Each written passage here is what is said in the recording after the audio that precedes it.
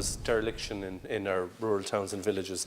There's a lot of derelict houses right across Clare, as there are right across most of Ireland. Deputy O'Donoghue, who alluded to the problem.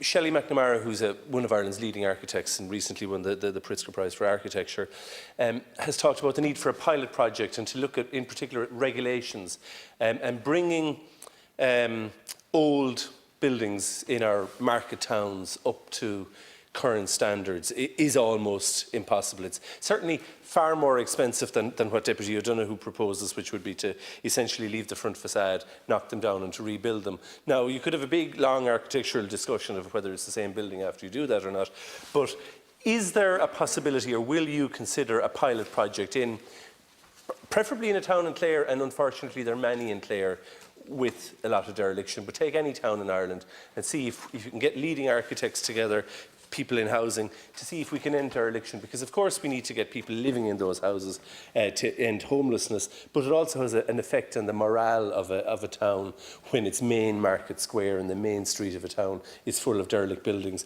And I see Deputy Feehan there, Boyle. I mean, Boyle is a town in which there's been a lot of renewal, but like every other, there's a single town, dare I say, outside of perhaps County Dublin and maybe North Kildare, where there isn't dereliction on the main street. Yeah, dereliction, I think the difficulty in bringing derelict homes up to the right standard for living in, I agree with that point.